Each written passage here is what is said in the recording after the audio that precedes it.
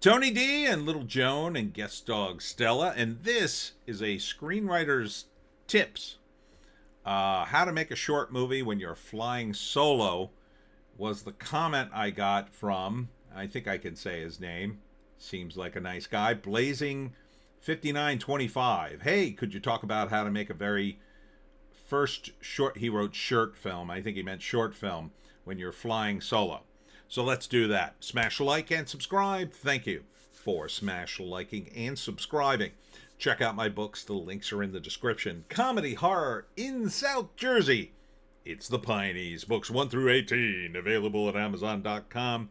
Don't forget, Kindle Unlimited is free. All right. So I've talked about these techniques I did a video on low budget movies. I may have done one on short film, but I'll do another one again. What's a big deal? But the basic rules apply. What you do is don't write a script and then try to make the movie. Because when you write a script and you're just writing anything that comes to your mind, you tend to write things that, well, it might be difficult to have the money to actually make into a film, right? So, since it's a short film anyway, you want to sort of take it the other way. Make a list of all your resources first, right? All the locations, what actors you have access to, and what they'd be good for. Make a list of the props and the production value you might have access to. So, for instance, production value would be like a helicopter landing or a nice car zooming down the street or whatever. You might have access to one of them. That's a good thing to have on your list, even if you don't use it in your film. Then write the screenplay based on those elements, right? So it's a short film. You want to get right to the meat of the action. You don't want to screw around. But you write it based on that. You write the story based on the resources as opposed to just writing the story and hoping you have the resources.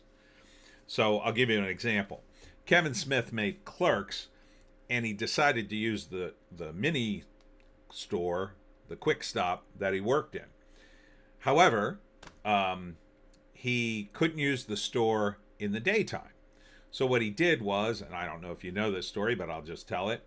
He pulled down there's like a metal blind that went across the window, and he shot at night when the store was closed.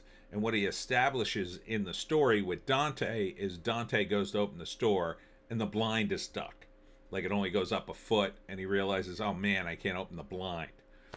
So now that gave Kevin the license to shoot inside the store all night, because even though it was dark and the blind was closed, it looked like he could make it look like daytime, at least in the store. And then when he had to shoot outside, he only had to shoot, on the days that he could get the outside available to him, which would have been a lot shorter. So he saved himself a big headache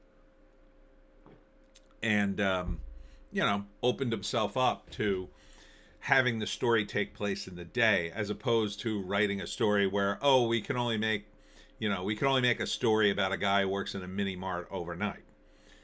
And that's probably why the guys played hockey on the roof, which I don't know if they actually did, but that could have been another reason, right? Well, we can't play hockey in the middle of the parking lot. The store's open in the middle of the day. Let's just play hockey on the roof. And maybe his boss said, yeah, sure, I don't care. Just don't cave in the roof. So they did that. So these are ways to craft your story around the resources you have. Your actors are going to be a big factor. Now, maybe you don't have access to a lot of actors. That's a problem, but it's not insurmountable. The easiest thing to do in terms of having no actors would be to do a documentary or some mockumentary, if you're doing a parody or whatever, where the crux of the story isn't about a narrative or people. It's really about the thing you're doing the documentary on. Maybe it's ants or whatever. I assume you're looking for more of a narrative, so that probably wouldn't apply to you. So let's say you need some actors and you don't really have any money to pay them. Well, the good news is you're doing a short film, so you probably don't need them for long. So you need guys who will be, look at the lines and just sort of run with them. So I would recommend going to your local improv groups and finding some improv guys and saying, look, I'm shooting this short film. I'd like to put you guys in it. I mean, you might have to go see their show first. And, if you could find a bunch of improv guys that, aren't in a union and aren't like serious actors, a lot of them won't be. A lot of them will be comics, or a lot of them will be amateurs. At least they're in an improv group and maybe they've worked together a lot. And typically they do. If they're any good, they've worked together for at least a year. So you'll have guys who have not only worked together, they're used to doing scenes with each other. Go see their shows and don't approach them until you're satisfied they do a pretty good show. But if they're doing scenes as opposed to the games, which is a little different in improv, they could be quick on their feet. They can be reasonably good actors. And again, they don't have to be actors for, it's not going to be an epic. You're looking for guys that can get a few basic lines through convincingly, I assume. Depends on the length of your short film. Now, if you're doing something that's 20, 30 minutes, the longer this is, the more it's going to be a project. Locations. Well, obviously you want to pick locations you have access to. Your living space is the most obvious example. So again, you want to set all the action there because you'll be at home and you have total control over that space. Hopefully you have access to a yard. My folks have a farm. Sometimes I use the woods behind their farm to shoot stuff. That's where I shot my short bits for Hemingway. If you look on my channel for the shorts that I did with Hemingway, you could see. Now, those are sort of an example of a short film. If you don't have any actors and you can't get any improv guys and you can't afford anybody, well, you're going to have to do all the acting yourself or get the AI to do it, I guess. I've done that. It's fun. When I did the Hemingway shorts, I referred to other characters just off camera.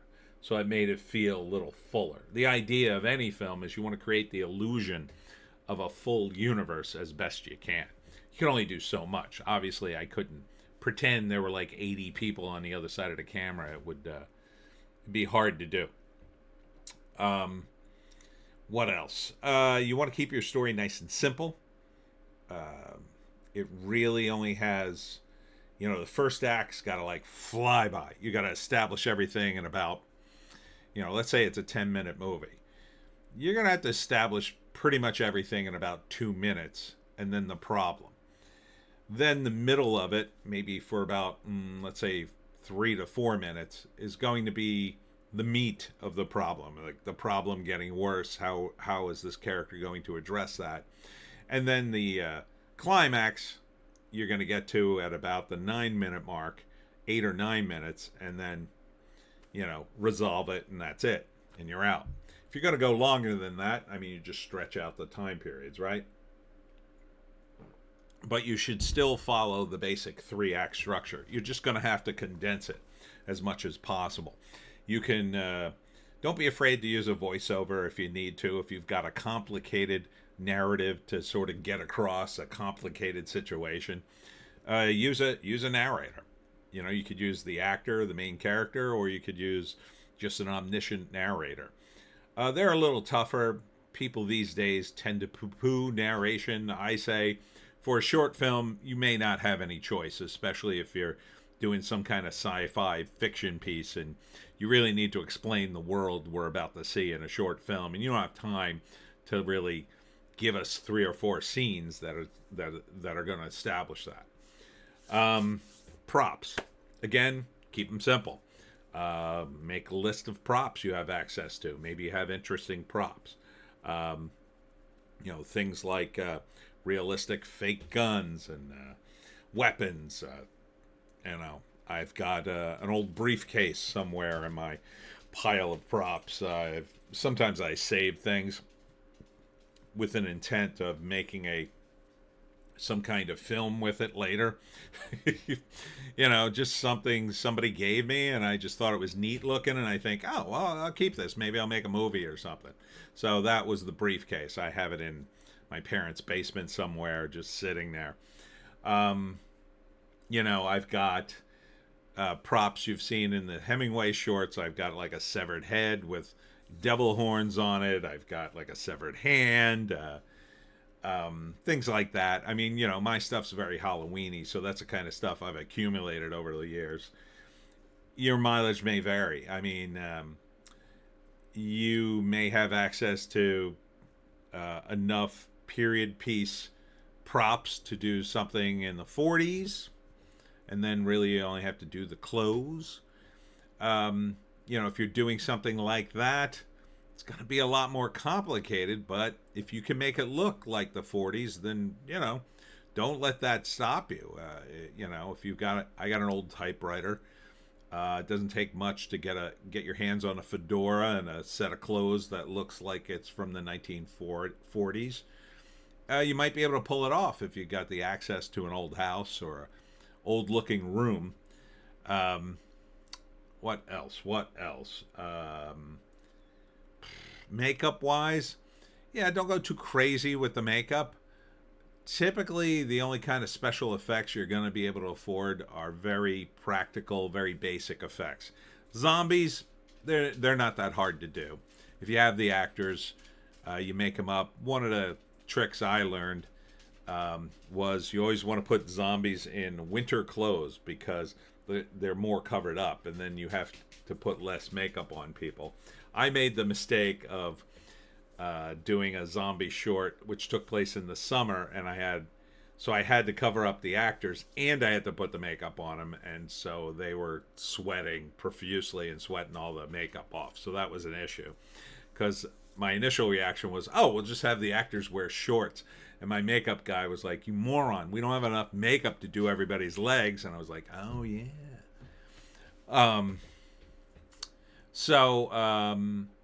There's that. Obviously, music, you're not going to have any real music. You're going to have to use stuff. There's stuff you can find online that's pretty dirt cheap. Don't go too crazy with it. Unless you have access to a band or a musician yourself, you're only going to be able to get so much. My nephew, he's very talented. He's got some of his own music, and I did that. I don't know if you saw it in my queue, but I did a Billy Joel parody of a song, and I had my nephew do all the instrumental for me, and then I just sung over the instrumental and put together the music video. I was bored during COVID. What else? You're obviously these days not going to shoot on actual film. You're going to shoot on probably a phone like this one. This was the iPhone 11 Pro. It's got a really good camera on it. That's why I got it. Not that I really used it all that much. But they did make, through a Kickstarter, a lens covering you can put over this that would give you really good cinematic quality images from it. So, you don't need a fancy camera. You can pretty much do this stuff all on the phone. Depending on the amount of space you got left on your phone, you might want to dump all your photos off of it before you shoot anything. And you might want to check online if there's a different kind of lens, a cheaper one than the Kickstarter one I mentioned. There's all sorts of addendums to that kind of thing that'll help you shoot things and make them look professional. There's also an online thing for Steadicams. So what a Steadicam is, it's a rig so the cameraman can hold a camera, and even if he walks around, like, there's shock absorbers on the camera, so it always stays steady and level. So you may want to look into a homemade Steadicam if you have a sequence you need to shoot and run around and run backwards as your actors sort of coming at you. You could also make a cheap little dolly. I mean, that's an easy thing to build. Uh, might cost you some time and effort, but if you know what you're doing and you can build your own dolly, it's fine. You could also save a lot of money, but if you happen to be in college, by using the college's equipment. And if you're not in college, what you do is you get a college student to go in on the film with you, and he rents the equipment which you then use. So whatever kind of deal you need to work out. Now maybe he's an actor and he gets to star in your film, and that's your deal. Maybe you just pay him, here, I'll pay you $100. Rent all the equipment for me, give it to me for the weekend, and I'll give it back to you along with your $100. Or whatever you work out. I mean, you might have to pay him more than that. I don't know. Maybe get the college student to write the screenplay. Whatever. You want to keep things simple. So you want to keep the narrative simple. Everything's going to be simple, simple, simple.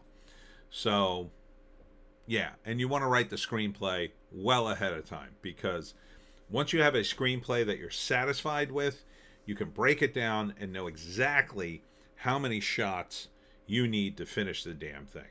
And you want to stick to that pretty religiously, right? Unless you have the luxury of shooting, for instance, if you have two actors and they're going back and forth in a diner, you might, if you have access to the diner and the actors, you might let them improv a couple of scenes just to see how it feels.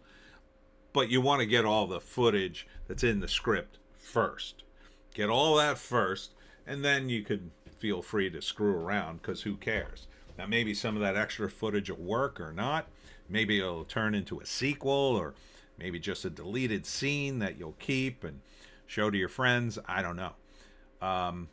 But it kind of depends on the sort of movie you want to do. So the movies you probably want to stay away from are westerns and other period pieces, unless you have access to all that stuff you need. Horses and, all the wardrobe and, places without telephone poles or paved roads. I mean, that's kind of tough. Good luck shooting a western in South Jersey. I mean, you could go into the woods, but the woods looks like the Pine Barrens here, so it's a little tough. You want to stay away from war movies that take place in other countries, or any movie that takes place in other countries. You need to shoot the movie. If you live in Michigan, your movie probably just takes place in Michigan or some generic place in America, whatever. You got to avoid things like, if you want to do a prison break, I mean, you got to do a pretty simple film that everybody can relate to. Especially if you're flying solo. Be the guy who makes all the decisions. If you do have to involve other people, especially actors, take charge. That doesn't mean boss everybody around necessarily, but that means you make the decisions on everything.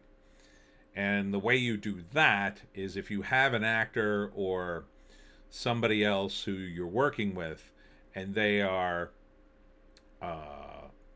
making decisions for you creatively, the appropriate thing to do is to pull them aside and say, hey, listen, I'm going to listen to any of your suggestions, but don't move forward without my say so. Okay? I just want you to do that. You be polite about it. I just want you to check with me, because I want to keep the hierarchy here, because I don't want a lot of experimentation, because we don't have a lot of money and time. And that's the way you can explain it. It's not that you disrespect his ideas. And anybody you work with, like a cameraman or actors, you, of course, want to have some rehearsals, because you don't want to get on the set and have the actors just struggle through your script. You want them to hit the ground running, so you can shoot it all, and then later, if you want to take some extra shots, or if you want to do some improv and just shoot it, yeah, that stuff, you don't need it, but maybe it'll work. I don't know. So yeah, That's basically what you do. I mean, you cater the movie to your resources. Now, it might make it tough to write, but that's your job, you know? If you are stuck, you can hire a guy like me. I do that all the time. I don't work free, but I do work cheap. There are other guys that you might know locally who are writers if you feel that you can't do it yourself. But, do the same thing with whatever writer you work with. Go to him and say, hey, listen, I want to shoot a short film, but I don't have any money. Here's a list of my resources. Can you write me a story based on those resources so I can shoot the movie? And then, and write everything on it. Say there can only be 2 actors. There can only be 1 location. There can't be any special effects, unless they can be done very, very simply. Like I said, you could have, a sound effect. I was just watching a short film about it was a comedy film about a time traveler who keeps showing up and screwing up his own timeline. And every time he comes back, it gets worse and worse and worse. He gives some instruction and then disappears, and you don't see him disappear, but what you see is he shuts a door and then you hear a sound effect. And it's the sound effect that gives the audience the cue that he's traveling back and forward through time. But you don't actually see him do that. So that's a way to get around that. But that works more in a comedy. Short comedies work. You can take a lot of shortcuts on a comedy, because the only thing that matters on a comedy is that it's funny. So if the movie's funny, doesn't matter if you have a wacky costume and, you're supposed to be an alien and the alien costume looks like crap. It doesn't matter. That's not the point of the short film or sketch. In the case of a comedy, you're basically shooting a sketch. The important thing is that it's funny, and that it just gets funnier and funnier and funnier, and then ends on the biggest laugh, the end. So, they're the hardest ones to pull off, though. They require comic timing, and you will definitely want to get some improv guys or stand-up comics to be in that. For a drama, you need some good actors. You need really good actors for drama to pull off. You just do. For horror, you kind of need good actors, but mostly you need a good scare. It's the same rules apply as the comedy ones, except that all the surprises are scary. That's the main difference. For sci-fi, it's more about sometimes it's about the concept and how it plays out and how we're all doomed because of science, or how science saves everything. For a Western, you're probably not going to do a Western, but, it's like a soap opera. It's drama, so it just makes it tougher to do. For a thing like a spy movie, the important thing is to have all the intrigue. Really tough to do in a short film. Wouldn't recommend that either. Mafia film or crime film, it's all about pulling off an amazing crime, or a crime and how it impacts the characters in the story, basically. And it just, the list goes on and on. Rom-com, I wrote a bunch of short films for as samples. So one of the things I wrote a short rom-com, because I had people asking me, do you have any rom-coms? Do you have any rom-coms? And I'd just be like, well, I have a sample. So I'd send them the 10-minute rom-com sample about some couple who they're moving away. One's moving away and they're breaking up, but then they realize they can't break up, and they go have sex, and then they decide, no, we're going to stay together, kind of thing. So the important thing in a rom-com is the romance and the comedy. More so the romance than the comedy. But, what else? I mean, pretty much name any genre, and, you just got to get right to the core of it in a couple of minutes. Take us on the very short journey, and then cap it off. And that's going to be your short film. And you want it to have impact. So don't feel like you gotta, slowly wind us up. just get to it, man. Just get to it. That's why I say don't be afraid of using a voiceover, even though you might hear a lot of film guys poo-poo it. You got to get us right to the point, especially in a sci-fi film where the idea, sorry, my dog is coughing, where the idea is often very complicated. You're going to have to get that information across, and that's the quickest way to do it. So if you have any further questions, feel free to put them in the comment section. Happy to help out any way I can. So that's it, filmmakers. Get to making some short films. And that's it for me, Tony D, and my coughing dog in the background. I don't know if you can hear that. It's gross, Joan. You're gross. Thanks to all who came out to Words Matter Bookstore.